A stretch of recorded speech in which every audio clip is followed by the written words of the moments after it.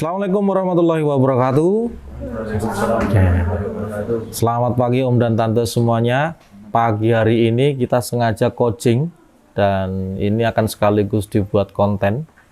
Jadi kayak misi gini, setiap hari itu kan saya ngomong dengan banyak orang gitu ya. Tapi kalau nggak direkam itu yang tahu ya yang diajak ngomong aja gitu. Padahal kadang materi yang kita sampaikan di setiap coaching itu dibutuhkan diduplikasi gitu. Makanya lebih bagusnya nanti kita buat apapun coaching itu akan kita kontenkan ya, kita akan tapping videonya untuk menjadi konten di YouTube itu. Ini brandnya Om Zul ya, dan hari ini Om Zul tidak ada di tempat karena mudik ya, mudik. Dan ini menjelaskan bahwa brand ini sudah hampir autopilot. Ketika ownernya itu memang sudah tidak di tempat aja, ini sudah jalan ya, dan ini sudah dibuktikan seperti itu. Artinya brand Om Zul ini juga secara growth kan juga tidak istilahnya juga bagus ya. Bertahan naik gitu. Dan faktualnya dari Januari sebenarnya Om Zul sudah tidak ada di tempat. Artinya apa? Benar-benar autopilot. Jadi nggak perlu khawatir. Makanya itulah autopilot bisnis. Dan ini menjadi bukti kepada seluruh Om dan Tante semuanya. Memang pada zona tahun ini di mana closing quality agent itu akan berefek pada autopilot bisnis di brands. Nah, targetingnya adalah ketika closing quality agent ini nanti 100% selesai, maka akan membawa efek berikutnya adalah autopilot di titik desain. Sebelum kita mulai pembahasan closing quality agent ini, sebenarnya mau tanya dulu Om, closing quality agent ini untuk siapa sih? Sebenarnya strategi ya, kalau kita ngomongin strategi marketing kan banyak ini yang ngomong tahun kemarin gini, kenapa tahun ini sekarang jadi kayak gini gitu. Nah, banyak simpang siur, asumsi, pandangan yang kadang itu pro dan kontra gitu. Tapi kita ngomongin dulu lah latar belakangnya. Closing quality agent itu sebenarnya milik siapa? Paling utama itu milik siapa? Milik agen. Oh, milik brands. Coba cek, closing quality agen itu apa sih sebenarnya? Satu agen 25 reseller apa 25 slot DP? 25 slot DP. Sudah cukup nggak ini? Sudah, berarti dia lolos agen. Cuma ada kesempatan dia naik ke akun berikutnya dengan syarat harus ada 25 reseller di akun yang pertama. Kenapa harus 25 reseller? Untuk menjaga 25 slotnya tadi loh. Karena persamaannya satu reseller, satu slot per bulan. Makanya kenapa cukup 25? Kenapa nggak 100 Pak? Jangan 100 karena review tahun kemarin terlalu banyak reseller gimana? Terlalu banyak reseller malah mumet ya. Nggak fokus gitu loh. Akhirnya malah unranknya besar, tidak aktifnya, downgrade-nya juga banyak gitu. Nah, kita mencoba hari ini, tahun ini, fokus di satu akun agen itu 25 reseller aja dulu. Nanti tahun depan kita tambah. Satu akun akan kita tambah. Tapi hari ini fokus ke 25 reseller untuk menjaga 25 slot. Lalu, kalau sudah 25 slot gimana? Segera fokus nambah akun ke 2. Nanti nambah akun ke 3. Oke, berarti agen itu ketika menambah slot, bisnisnya itu menambah slot terus, sebaik-baiknya karena slot ditambah, hanya sekedar ditambah atau tetap nambah akun. Nambah akun. Jadi bagaimana agen itu menambah slot tapi juga menambah akun. Nah, apa benar tujuannya untuk agen sebenarnya? Iya. Tapi yang paling utama bukan untuk agen. Agen ini untuk persiapan tahun depan. Oke. Yang paling utama adalah satu brand ada 100 akun misalkan. Terus ada 25 slot semuanya. 25 slot kali 100 berapa? 2.500. Kumulatifnya menjadi 5.000 slot itu punya siapa? Syarat apa? Syarat karir Sam brand menjadi manajer. Nah, kita kan udah sepakat dari 2 tahun lalu bahkan. Some brands itu bisa berkarir kalau syaratnya 5.000 slot. Oke. Kalau nggak 5.000 slot bisa berkarir nggak? Nggak bisa berkarir. Sampai hari ini pun setinggi-tinggi gajimu itu kan tetap dikasih sama brandsnya. Nggak ngeklaim sistem, betul kan? Nah, makanya dengan closing quality agent itu sebenarnya batas awal yang akan dibangun karirnya siapa? Some brands menjadi manager brands. Oke, ternyata paling utamanya ini. Yang keduanya, brandsnya sendiri bisa autopilot. Yang ketiga, agen bisa mempersiapkan jumlah reseller lebih banyak untuk tahun depan. Satu akun misalkan hanya 100 reseller ya tahun depan. Tapi kalau hari ini dia bisa 10 akun. 1.000 reseller tahun depan, itulah tujuannya baru ke agen. Oke, jelas ya? Jadi jangan salah fokus, jangan gagal fokus. Closing quality agent itu seperti step kemarin. Setelah brands adalah karir some brands. Cuma nggak mungkin karir some brands ini dibangun hanya karirnya saja. Kita juga harus bisa multi efek. Brandsnya dapat apa? Sumnya dapat apa, bahkan titik desainnya dapat apa, agennya dapat apa, nanti nextnya reseller dapat apa. Satu strategi mengawal semuanya. Oke, jadi saya berharap setelah penjelasan saya ini pro kontranya jelas ya. Jadi kalau ini owner ini tiba-tiba ngerubah, wah sistemnya dirubah, marahin mumet kan gitu. Ternyata nek ditamet tenan ini berpikir untuk semuanya. Satu strategi untuk mengawal ribuan orang dengan cara yang sama tapi tujuannya di masing-masing berbeda. Oke. Poin berikutnya adalah apa itu karir some brands? Some brands. Satu, berubahnya nama dari some brands menjadi manager brands.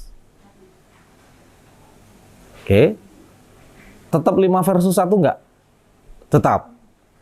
Formasinya menjadi 1 GM. Oke. Terus ada lagi? Yang paling depan dulu apa? Manager konfigurasi. Setelah itu manager desain. Setelah itu desain di PO berarti jadi keuangan, transaksi dulu ya. Manajer keuangan. Yang keempat manajer produksi. Yang kelima ya. Yang terakhir manajer regulasi. Cover komplain, IT dan lain sebagainya. Itu diregulasi. Oke. Jadi ada perubahan nama. Some brands yang dulu identik dengan gerbong, betul ya? Hari ini berubah menjadi fungsi. Bukan gerbong lagi, fungsi. Jadi nanti cara kerjanya seperti estafet. Konfigurasi, membangun input custom, betul kan? Manager desain, membangun slot ideal, betul ya? Keuangan, memvalidasi slot, produksi, mengawal atau menarget slot pelunasan, regulasi, mengamankan seluruh cover komplain. Nah, partnya itu. Jadi estafet. Enggak per gerbong, satu gerbong 100% semua kinerja satu orang. Iya kan? Pas gerbong kan hampir seluruh urusan ini kan tadi dikerjakan di satu gerbong. Nah, itu enggak efektif. Kenapa enggak efektif? Karena waktu kalian habis. Tapi kalau seperti ini, nanti lihatnya hanya report data. Korelasinya hanya datanya seperti apa, ini yang harus saya target. Gitu. Oke, part ini jelas ya. Lalu, kalau kemudian kita sudah membicarakan tentang perubahan nama di some brand dari sifatnya gerbong menjadi manajer berubah ke fungsi. GM-nya berfungsi sebagai apa? General Manager berfungsi sebagai pengatur ritme. Seluruhnya tadi harusnya memang GM ini mampu di semuanya. Jadi misalkan ada yang izin, ada yang korelasi data salah dan lain sebagainya, GM-nya harus mampu mengelola itu. Oke. Nah, salah satu contoh perannya adalah manakala brand tidak berada di tempat, maka GM mempunyai keputusan untuk melakukan kebijakan. Segala macam seperti itu. Oke. Loh, gajinya sama nggak, Pak? Atau beda? Sama. Loh, kalau sama kenapa harus disebut GM? Nah, nanti ada bedanya. Oke. Yang kedua cirinya dari karir saham brand adalah perubahan metode gaji atau penghasilan. Ketika saham brand seharusnya dia masih digaji ya. Kamu masih digaji ya, Om? Gaji. Gajinya cash atau transfer? Transfer. Tapi kan menggunakan kapasitasnya brands. Dan ini tidak berlaku sama di satu sistem kan? Artinya kan berbeda-beda dari cara brand satu ke brand yang lain itu beda-beda. Nah, artinya juga ini sangat subjektif di brands-nya. Oke? Tidak ada aturan by sistemnya. Nah, ketika kalian sudah lolos karir, maka ada perubahan metode gaji. Dari digaji brand menjadi claim system. Menjadi claim system. Om, ini sing titik desain harus tahu dulu aja ya. Pokoknya kudu paham dulu cara kerja brand karena ini kemitraan nanti. Oke, besarannya berapa? Gajinya itu besarannya berapa? 20% dari total claim brands. Jadi nanti misalkan gini, setiap hari brand itu saving ya. Misalkan seluruh PO itu di saving satu hari 1 juta misalkan. Maka ketika dia saving, yang masuk ke brand ini hanya 800.000, 200.000-nya langsung masuk ke saham. Totalnya masuk ke saham dulu. Oke? Terus nanti baru displit ke 6 orang dengan adil. Walaupun koma-koma tapi tetap pasti adil. Sama persis. 20%. Dan by claim. Hanya saja bedanya adalah kalau brand bisa ngeklaim tiap hari, kalau saham brand hanya bisa ngeklaim 1 bulan sekali. Oke. Apanya itu? Tidak. Yang kedua, ada dari yang disebut TUKIN, tunjangan kinerja. Tunjangan kinerja ini nilainya berapa? 40 atau 50% kali total klaim agen internal brands. Oke ya, 40 sampai 50% dari total klaim agen internal brands. Oke? Dari saham itu juga mendapat hak dari itu. Loh, itu tadi tukinnya saham. Itu kan tukinnya saham. Tukin itu tunjangan kinerja, bukan saham, tunjangan kinerja manajer. Dari 40, nanti 40 atau 50-nya saya belum cek ke manajemen ya. Nanti kisaran antara 40 sampai 50. Nanti saya cek dulu ke Om Yosia karena yang ngatur regulasinya Om Yosia. Nah, setelah itu baru dibagi juga 6. Dibagi 6. Ada gaji, sudah ada gaji ya. Yang kedua sudah ada tukin. Yang ketiga ada apa? Bonus. Bonus itu dari mana? Dari 10% klaim agen internal brand yang diberikan ke brands. Kan ini 10%-nya diambil ke brands. Cuma dia akan diberikan ke seluruh staf ke bawahnya. Staf ke bawahnya kan sementara masih manajer, belum ada staf-stafmu kan gitu. Nah, itu bisa dipakai untuk bonus dan itu berbeda angka, jumlah, tergantung dari penilaian setiap bulannya oleh brands.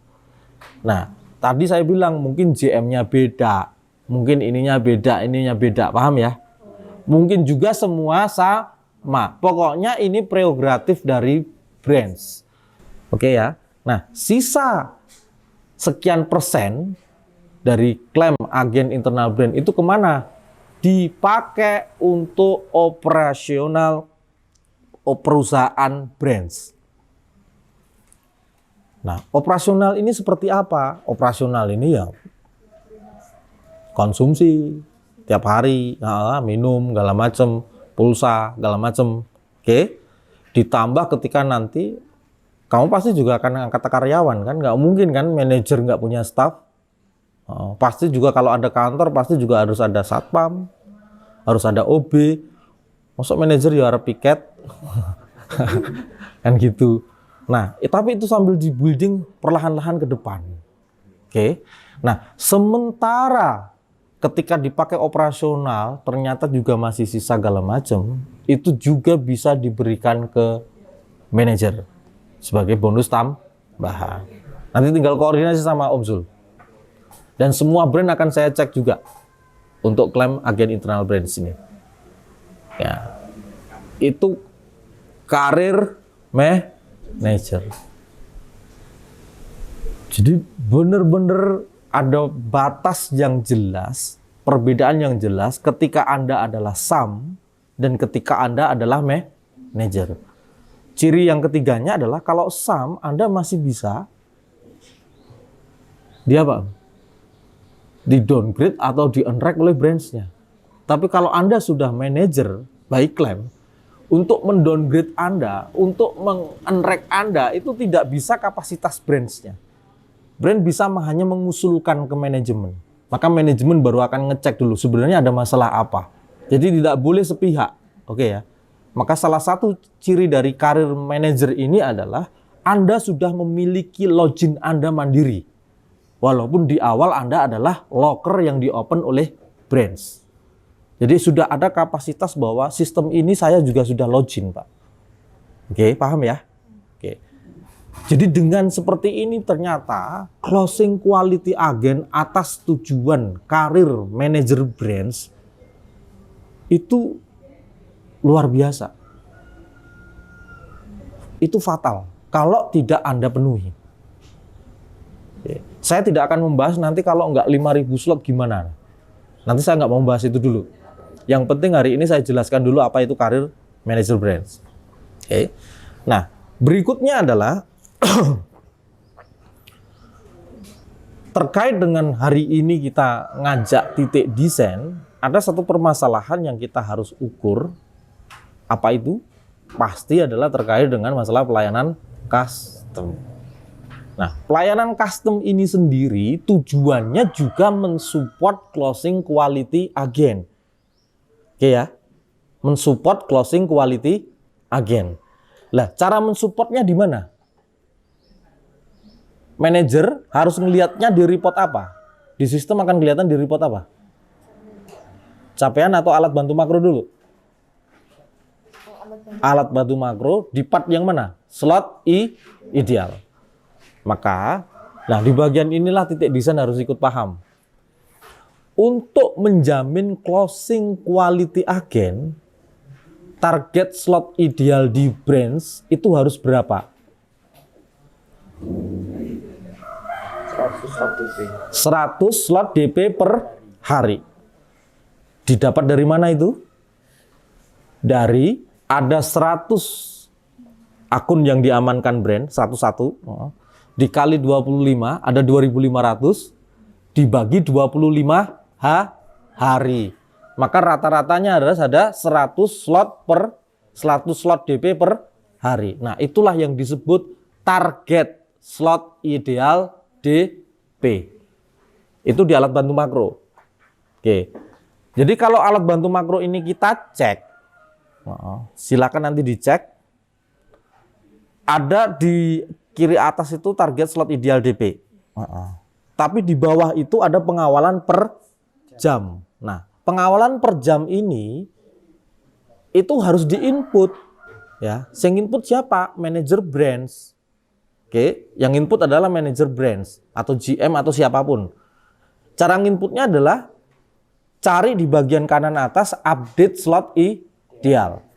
Update slot ideal itu kan ada target di jam 8, jam 9, jam 10 sampai di jam 11 malam. Nah, pertanyaan pertama, ini prinsipal. 100% target tadi kan 100 slot DP per hari. Itu diletakkan di jam berapa? 100% target itu diletakkan di jam berapa? 23. Oke. Di jam berapa yang benar? Kalau jam 23, misalkan nggak lolos, masih ada waktu nggak? Nggak ada waktu untuk covering. Oke, berarti kalau di jam 23 salah apa benar? Salah. Diletakkan di jam berapa yang paling benar? Jam 4 sore. 16.00. Update slot idealnya ditulis 100 slot DP.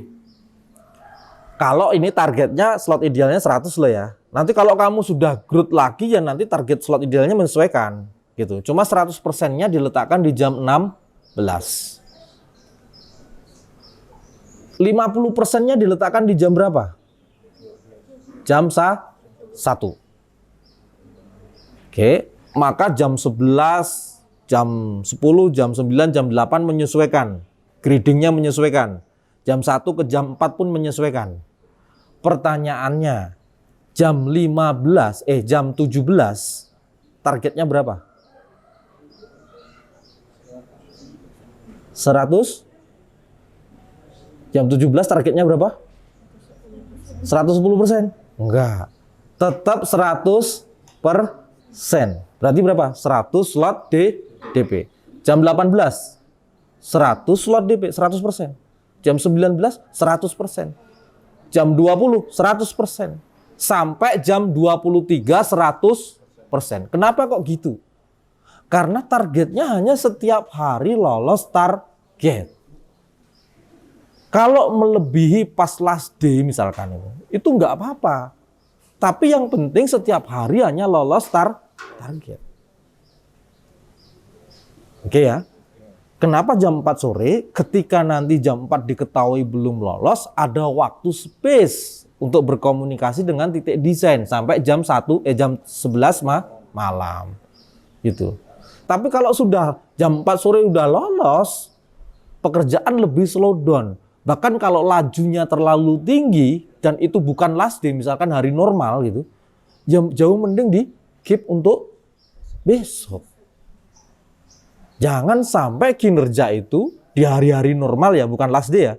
Hari normal naiknya terlalu tinggi tapi besok down-nya juga terlalu besar. Jangan sampai seperti itu. Itu namanya kinerja nggak terbangun. Manajemen nggak berjalan dengan baik. Oke, jadi bukan target setinggi-tingginya, enggak. Tapi hanya pada lolos target. Secara hari normal ya, kinerja normal itu cukup lolos target. Beda kalau last day, beda kalau hari Senin. Awal hari sama hari Sabtu, beda. Senin dan Sabtu itu beda, karena memang itu fluktuatif. Kalau ditahan malah salah, gitu loh. Tapi hari Selasa, Rabu, Kamis, Jumat itu kan hari normal. Gitu. Yang penting lolos target saja. Oke? Oke. Nah ini yang kadang nggak match gitu loh. Kadang nggak match. Nah ini juga teman-teman di branch yang lain juga mungkin agen juga harus mulai belajar ya. Nanti tahun depan materinya kayak gini juga agen itu. Agen akan masuk ke materi kayak gini. Makanya manajernya harus ahli sih itu. Karena agennya pasti akan ke zona ini tahun depan. Gitu. Lalu kita udah step di slot ideal DP ya. 100%-nya adalah 100 slot DP per hari karena closing quality agen di branch. Yang perlu diketahui adalah slot ideal DP ini dipengaruhi dua hal. Faktor pengaruh pertama adalah jumlah input custom. Nalarnya gini, input customnya 100 per hari, bisa nggak 100 slot DP per hari? Pasti nggak bisa, bukan belum tentu, pasti nggak bisa. Belum yang revisi, oke? Ada kemungkinan ya, nggak bisa itu ada dua hal juga. Pasti ada yang revisi, oke? Yang kedua, satu KP bisa beberapa ID, betul nggak Betul. Nah, artinya Kalau input customnya cuma 100 dan yang ditarget 100, pasti nggak bisa. Nah, berapa seharusnya input custom ini untuk menjamin 100 slot DP? 160%-nya. Targetnya slot DP ini berapa? Dikali 160%. Nah, karena ini targetnya 100 slot DP per hari, dikali 160% sama dengan 160 ID custom. Oke, udah jelas?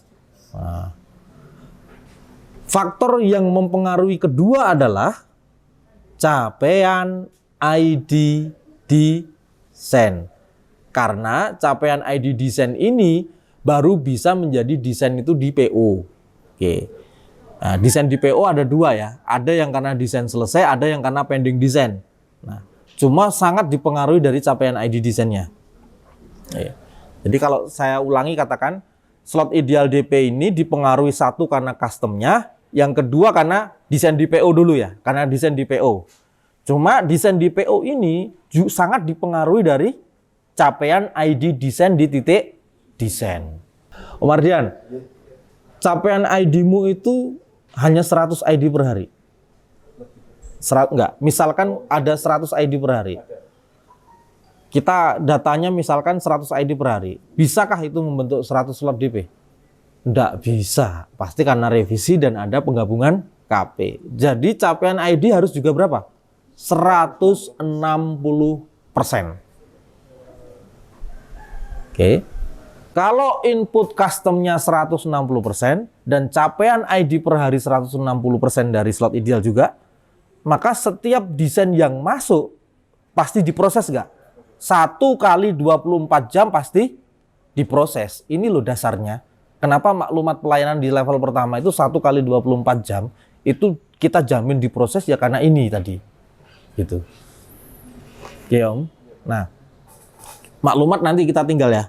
Kita ngomongin di akhirnya aja. Nanti di report capaian ID desain per hari, itu kan formatnya harus dibenahi ya Om. Ini masih tak cek di sistem masih salah ya. Seharusnya report dari capaian ID desain per hari itu, kolom pertama nomor, kolom kedua nama CS, oke ya. Kolom ketiga itu berarti validasi reseller, ID validasi reseller. Kolom keempat, ID validasi revisi reseller. Oke, kolom kelima ID validasi pending desain. Kolom keenam ID validasi revisi pending desain. Kolom ketujuh jumlah total ID per hari. Kolom kedelapan KPI-nya. Kolom ke-9 kekurangannya. Jadi nanti tidak bisa di setiap hari itu ngecek CS desainnya itu dia ngerjakan revisi, validasi revisi berapa, validasi reseller berapa, di total. Loh, KPI-mu nggak cukup. Kudu di-upgrade. Nah, itu loh gunanya itu. Nah, nanti kita cek lagi ya, ke IT reportnya sudah dibenahi belum. Tuh, nah, sekarang cara menghitung KPI. KPI-nya CS design. KPI-nya ngitungnya gimana? KPI itu apa sih? Key Performance Indicator, target kinerja per hari. Target kinerjanya CS design. Cara menghitungnya adalah CS design yang belum genap 1 bulan atau 1 bulan ke bawah. Berapa targetnya Om? 15 atau 10? 10 ID per hari. Yang di bawah 1 bulan. Ini manajer harus paham juga ya. Engko nambah CS baru usia 3 minggu, kene ngitungnya wis 35, kono masih 10. Jangan sampai gitu. Yang kedua, CS desain yang baru 1 sampai 2 bulan. 1 bulan sampai 2 bulan. Targetnya berapa? 25 ID. Nah, hard easy memang harus tergantung dari titik desainnya. Sekarang hard easy tidak diklasifikasi ya Om. Jadi harus tergantung semua sama. Yang ketiga, yang di atas 2 bulan targetnya adalah 35 ID. Nah, oke Om. Om Ardian, CS-nya berapa orang? 4 orang. Oke, dihitung. Yang satu usia berapa? 8 bulan. 8 bulan, berarti sudah masuk di 35 ID. Yang dua? 5 bulan. 5 bulan berarti masuk 35 ID. Yang ketiga? Sama 5 bulan. 5 bulan berarti masuk 35 ID. Yang keempat? 4 bulan. 4 bulan berarti 35 ID. Oke. 4 kali 35? 140 ID per hari. Dari 160 masih kurang berapa? 20. Tetap 35. Artinya masih kurang 1 CS. Nah, jadi PR ternyata. Nah, aku takutnya gini loh, titik desain ini. Lah kan saya juga mengerjakan antrian, Pak. Pasti cukup. Nah, benar apa salah? Hah? Benar apa salah? Benar apa salah? Titik desain mengerjakan antrian benar apa salah? Salah. Ya, kalau titik desain masih mengerjakan antrian sama saja brand masih melayani user. Ngelawan agenmu sendiri, resellermu sendiri lah. Kok yang ngelawan CS-mu sendiri gitu loh. Nggak boleh. Owner nggak boleh gitu. Oke. Lalu kenapa dulu harus gitu? Karena dulu itu prototipe masih dibangun awal, Om. Oke ya. Mau autopilot nggak? Ah, ya wis. Nek mau autopilot, kesalahan pertama titik desain hari ini ya dicatat. Kesalahan pertama adalah titik desain masih mengerjakan antrian. Tuh wis, kita ketemu nih, wis. Titik desain cek ngerjakan antrian, salah. Padahal seharusnya kurang 1 CS. Oke. Lalu titik desain sudah ketahuan KPI-nya berapa. Nah, di report tadi, report capaian ID desain per hari tadi, ada berapa nama CS desain? CS desain ini ada berapa tadi? 4. Nah, di report ini ada berapa nama? 4 nama? Atau 5? Untuk kekurangan 5. Ada 5 nama CS. Apa itu? CS desain 1, CS desain 2, CS desain 3, CS desain 4, CS bayangan. Loh, CS bayangan ini siapa? Ownernya. Oke, Om. Kalau nanti nambah 1 CS lagi, berarti ada berapa? 6. CS desain 1, 2, 3, 4, 5, yang 6 bayangan. Nah, CS desain bayangan ini kan nggak boleh mengerjakan antrian. Nah, sebenarnya untuk apa? Untuk apa, Om? Percepatan, case, kasus, segala macam yang tidak mungkin selalu dikembalikan ke CS desain. Sekarang indikator keberhasilannya. Kalau CS desain kan pasti harus sesuai KPI. Kalau CS bayangan ada KPI-nya nggak? Nggak ada. Maka cek. Kalau CS desain bayangan ini ID per harinya tinggi, lebih dari 10 per hari, bener apa salah? Salah. Oke, kecuali memang dia ada CS yang nggak masuk ya. Pasti lebih dari 10, Om. Tapi kalau komplit nggak boleh, salah. Karena apa? Pasti kalau dia ngerjakan antrian, wis. Oh, nek terlalu tinggi itu karena pasti mengerjakan antrian. Jadi dibawa cek, Om. Ini nek nganti CS desain bayangan, capaiannya tinggi, mesti ngerjakan antrian, kayak. Oh, mesti buat cek koordinasi susah, bener nggak? Jadi bisa dicek. Cuma perhatikan, kalau CS desain bayangan ini capaian ID-nya 0, bener apa salah? Salah. Mosok nggak ono emergency, ayo. Paham? Jadi nek 0 ya salah, kalau terlalu tinggi juga salah. Yang bagus itu selalu terisi karena ada faktor koordinasi dari brand dengan titik desain. Itu pasti akan ada nego-nego setiap hari. Kan? Dan kita kan nggak bisa, istilahnya kaku secara sistem kan nggak bisa, Om. Kayak tadi loh saya bilang. Oke ya. Kenapa tidak menggunakan akun CS saja yang mengambil antrian yang emergency, terus mengerjakannya menggunakan akunnya titik desainnya. Itu bisa kan? Oke, ketika kasusnya CS Design itu tidak masuk, Iya. lalu kemudian kamu mengerjakan dengan menggunakan CS Design itu. Enggak menggunakan akun titik desainnya. Kalau titik desain menggunakan langsung, maka pertanyaannya, hari ini titik branch, ya, titik desain ini muncul karena ada branch. Oke ya. Sebaik-baiknya nanti adalah satu brand, satu titik desain. Hari ini masih ada 2 brand, 3 brand ya. Tapi seharusnya nanti satu brand, satu titik desain. Brand yang nyampe 160 itu harus segera ngeklaim, ini titik desain saya. Kamu harus keluar gitu loh. Nah, untung kan Om Zul ini udah satu titik desain kan. Yang lain itu harus segera ngeklaim loh ya. Harus segera ngeklaim. Kalau satu titik desain masih melayani 2 brand, 3 brand, ini belum ending. Manufaktur pelayanan customnya belum ending. Oke. Kalau diukur dari sini ya Om, ini brand harus idealnya satu titik desain. Pertanyaan nih, kalau tahun depan agenmu itu naik semua, kamu mungkin nggak punya manajer. Nah, kalau ada manajer, bisa nggak loginmu pakai titik? Nah, ini sebenarnya kita sudah mengarah ke prototipe karir manager CS Design yang akan berbasis agen di dalam branch. Otherwise, karir manager di titik desain akan melawan karir agen. Gitu tujuannya. Oke, kita lanjut ya. Nah, itu tadi sudah ketahuan capaian ID desain per hari. Slot ideal dipengaruhi dari 160% ID custom sama 160% capaian ID per hari. Ada masalah di desain, ketika capaian ID-mu itu nggak nyampe Om, pertama pasti karena quality KPI. Jadi CS desainmu nggak nyampe ID-nya. Dari 4 orang ini 35 ID nyampe nggak?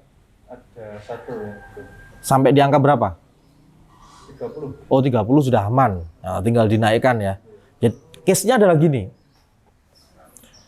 Kadang ada satu CS desain di bulan pertama dia nggak nyampe 10, mungkin baru 5, mungkin baru 6. Tapi kalau cuma 1 atau 2 berarti gimana? Cut, langsung cut, jangan ditunggu. Tapi kalau sudah 50% ke sana berarti berproses. Masuk bulan kedua.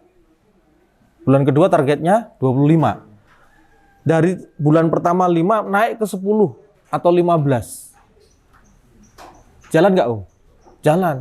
Kasih kesempatan lagi. Tapi kalau sudah di bawah 50% dari target 25 ya di bawah 12 gitu, ya kamu harus benar-benar warning. Oke? Kalau sudah bulan kedua ke sana 35 ya 50%-nya. Jangan di bawahnya, kalau di bawahnya udah warning Om. Nah, kesalahan kedua di titik desain tadi mengerjakan antrian.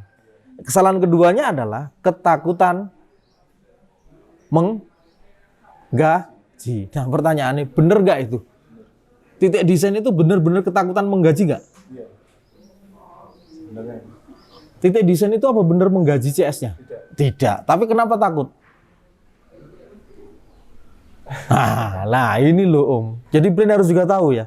Mas pokoknya aku nggak mau tahu, pokoknya kudu tambah 1 CS. Ngomong aja. Karena sebenarnya titik desain ini nggak menggaji CS-nya. Dari awal langsung klaim. Yang menggaji itu brand ke manajernya. Betul ya? Kesam brandnya masih menggaji kan? Kalau titik desain ini nggak menggaji. Jadi udah kalau kekurangan KPI segera nambah orang gitu. Yang dipikirkan titik desainnya gini. Ketika CS desain mengerjakan antrian di KPI yang ditentukan, nah itu tidak 35 itu tidak masuk slot semua. Dan untuk klaimnya gimana? Kalau 35 terus, sedangkan klaimnya tidak naik, gitu loh. Oke, nanti kita bahas di ending. Tapi prinsipnya adalah klaim itu sesuai amalnya. Oke ya, sesuai capaiannya. Oke ya. Yang kedua, ingat, bulan pertama ada supporting manajemen nggak? Bulan kedua ada supporting manajemen nggak? Bulan ketiga pun masih disupport HRD, sama. Oke, kita cek sekarang. Kalau 10 ID per hari, trennya berapa? Tren penghasilannya? Pasti di bawah 1 juta. Betul ya? Tapi kan karena ada support manajemen, maka itu masih relate untuk mengatakan itu memang kayak orang masuk sistem itu kan latihan dulu, Om. Oke ya. Masuk bulan kedua. Kalau benar-benar dia 25 ID, meskipun ada yang tidak jadi slot, desain selesai tapi nggak di PO ya, itu trennya masih di angka 1, sekian juta. Artinya ketika ditambahi supporting management itu sudah mendekat, pasti sudah UMK gitu.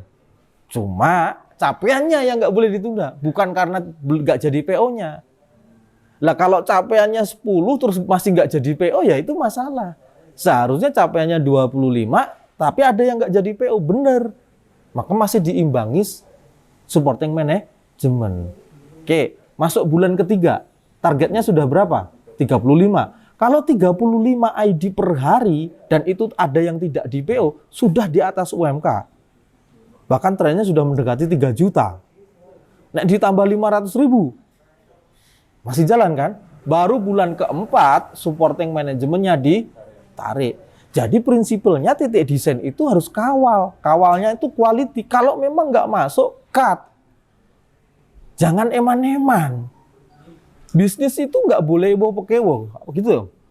Dulu misalkan Om Zul memang menganggap Wahid misalnya, memang nggak bagus sih, ya sudah hentikan kan, kasusnya banyak kan. Kalian kan juga menumbangkan banyak manajer kan, di Om Zul sendiri loh, ada berapa orang yang tumbang? Banyak kan? Bahkan yang paling terakhir kemarin siapa? Nah, lolos brand sudah lolos baru masuk gitu. Tapi bukan berarti kan hari itu terus jadi kemudahanmu kan, Neng. Hari ini pun kamu juga mempertaruhkan dirimu sendiri kan gitu. Nah, sampai di karir sama. Bisnis gak boleh ewoh-pekewoh. Bisnis gak boleh kolegial. Artinya kolegial perasaan itu gak boleh. Formal. Iya. Kalau kita tidak formal, nanti malah kita menjerumuskan orangnya. Gitu. Kok bisa gitu? Ya iya, karena sebenarnya saya itu selalu membantu kamu. Yang terjadi kalau saya sudah tidak bisa membantu, saya hancur, kamu ikut hancur. Kita hancur mengerti step by stepnya, tapi mereka nggak ngerti gitu loh. Harus sadar. Nah itu kesalahan kedua. Di titik desain kesalahan keduanya nggak berani gaji. Apa ada kalimat saya dari awal pas kamu dipilih apa milih itu? Terus nanti kamu gaji itu ada nggak kalimat itu? Nggak ada. Gitu. Nah, oke. Jelas ya, Om? Sekarang masuk. Minum dulu lah.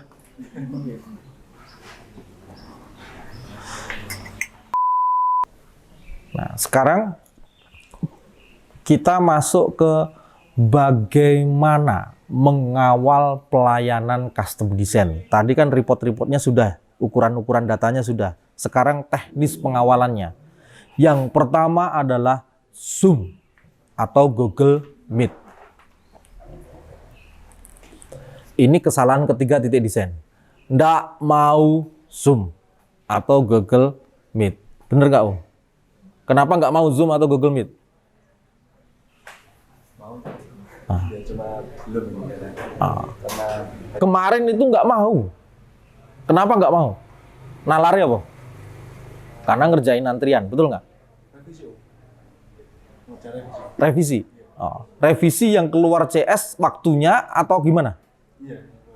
Artinya sebenarnya revisi ini timbulnya itu atas kata chat atau dari Zoom? Chat kan? Salah nggak itu? Salah. Artinya revisinya pun harus dari Zoom. Karena naik kue chat multitafsir lagi. Gitu ya. Oke. Sekarang kita masuk ke Zoom. Kita bagi dulu ya. Sebelum masuk Zoom ini lagi ya. Masih ada satu poin lagi. Dari input custom itu tugasnya siapa tadi? Manajer konfigurasi. Jumlah custom, input custom itu targetnya manajer konfigurasi. Slot ideal sama capaian ID itu ada di tugasnya manajer desain. Oke ya. Berarti siapa yang membuka Zoom atau Google Meet? desain. Manager desain. Nah, Open Zoom itu dibuka oleh manajer desain branch. Kapan itu? Dari jam 8 pagi sampai closing. Full. Nah, yang penting titik desain itu ada di situ. Manakala dipanggil langsung nyaut. Oke. Kenapa harus Zoom atau Google Meet? Ada fasilitas di Google Meet atau Zoom itu yang disebut share screen atau ya, betul ya? Sehingga materi revisi itu benar-benar bisa visual dipahami bareng sehingga tidak multi tafsir. Berarti nek orang buka Zoom-nya, kamu pasti akan lambat dalam kualitas komunikasinya. Oke. Apa ruang lingkup yang dibahas di Zoom? Yang pertama adalah minus rekap. Tabel pelangi custom. Om Ardian, report tabel pelangi custommu sudah sama dengan brand atau masih sama dengan manajemen pusat? Sama brand. Jadi datanya sudah kecil ya, nggak gabung kumulatif ya. Oke, udah benar berarti. Berarti di Zoom itu di pagi, tek itu langsung cek minus rekapnya. Minus rekap itu apa? Di atas semua ID yang di atas garis putih.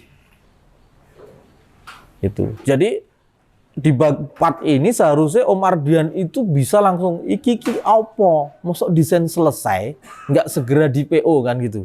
Jadi Om Ardian di bagian minus rekap ini bisa langsung minta ke brand atau manajer desain untuk memvalidasi ulang. Kalau nggak di PO mending dihapus lah, biar nggak ganggu.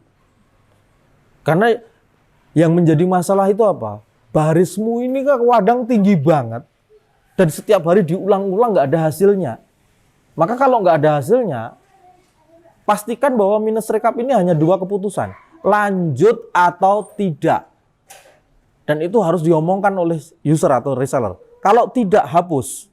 Kalau lanjut, misalkan ada revisi, maka titik desain hanya akan mengatakan, oke ya, 1x24 jam ini selesai, kayak sesok kudu PO, kan gitu. Kalau enggak, hapus.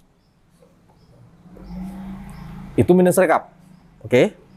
Yang kedua, setelah minus rekap adalah revisi. Setiap ada ID desain, revisi, maka harus segera dikomunikasikan baik melalui usernya, baik melalui resellernya, agennya, atau tanpa reseller agen. Brand itu harus koordinasi dengan titik desain. Kan kadang ada reseller atau agen yang nggak mau Zoom atau waktunya nggak bisa. Maka serap masalahnya, lalu share ke titik desain. Sehingga ketika titik desain menerima by Zoom, ini sebenarnya akan dicek ID-nya yang mengerjakan siapa. Oh, CS-nya masih standby. Oke, langsung perintah jalan.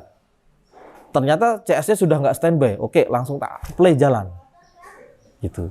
Makanya ini letaknya validasinya itu di Zoom. Zoom nggak dijalankan, koordinasimu, validasi custommu turun. Oke. Zoom ini sifatnya atau Google Meet ini sifatnya dua arah. Satu manajer desain ke titik desain, yang kedua manajer desain ke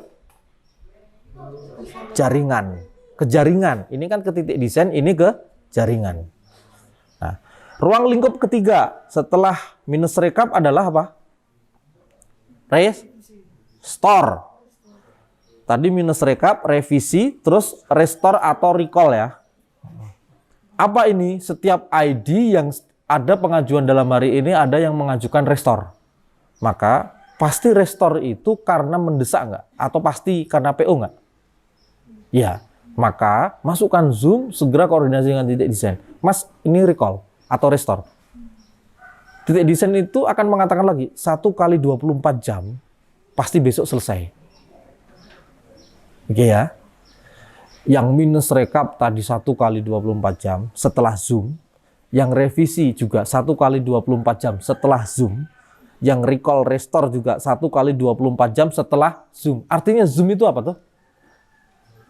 mempercepat 1 kali 24 jam pasti PO. Nah ini loh Om, sing masalahmu katanya CS Design tadi mengerjakan gini tapi nggak jadi PO ya karena Zoom-nya nggak jalan. Loh, kalau seperti ini berarti antrian reguler nggak dikerjakan dong. Bener apa nggak?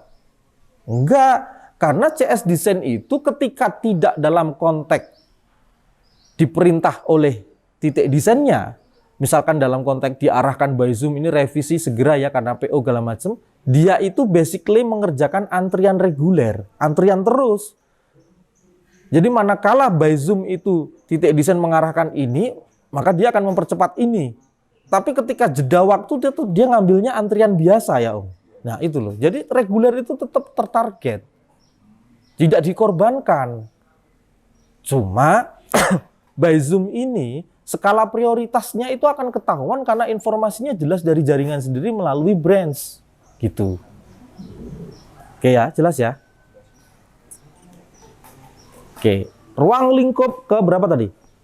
Ini keempat. Keempat itu adalah ID desain selesai, belum di PO. Loh, ini kan termasuk minus rekap. Iya, ini termasuk minus rekap. Tapi di bagian ini harus ada penekanan. Penekanannya kenapa? Ini, Neng. Banyak nggak jaringanmu itu yang ID desain selesai tapi nggak di PO? Banyak. Nah, tapi takutnya adalah ini hanya di orang-orang itu saja. Iya. Berarti di orang-orang itu saja kan harus diapain? Ya harus ada sanksinya, harus ada pemberitahuannya, harus ada kenapa kok kamu kayak gini terus gitu loh. Apa motifnya gitu loh. Karena sejujurnya ini menghambat semuanya kan gitu. Kalau nggak desain nggak selesai karena benar-benar user nggak apa-apa.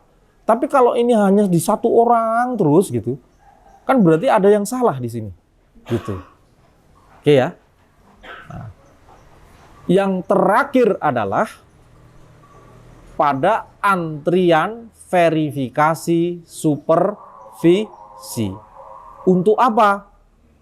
Loh, antrian supervisi kan hanya nanti diproses oleh desainer kan gitu, CS Design. Iya, tapi ketika itu belum diambil antrian, ternyata ada yang ke pending desain, maka segera harus dikonfirmasi. Jadi yang antrian verifikasi supervisi itu yang usulan pending desain. Jadi itu harus segera connect dengan titik desain. Ini yang kelima. Jadi tadi kan antrian verifikasi supervisi, tapi yang mengarah ke pending desain. Oke, jelas ya Zoom nih. Bayangin loh, kalau benar-benar tidak menjalankan Zoom, berarti dinalar kalian itu tidak tepat sasaran dalam mengerjakan custom design. Bukan mengorbankan reguler, enggak. Reguler itu tetap diambil oleh CS Design. Enggak mungkin CS Design ini semua itu targeting itu enggak. Pasti dia dalam jeda-jedanya itu tetap setiap hari mengerjakan reguler. Manakala kemudian ada ID yang ini harus gerak gitu, maka dia di bagian ini akan di-pause menyelesaikan ini dulu. Tapi fair. Prinsipnya kan kita dengan jumlah CS sekian, reguler tetap tersentuh. Tapi jangan juga merugikan ketika yang sudah berbasis PO. Gitu. Nah, terakhir adalah pengawalan targetnya. Tadi kan pengawalan teknis pelayanan custom dengan Zoom. Sekarang target terakhir adalah pengawalan targetnya. Target apa? Slot ideal per harinya.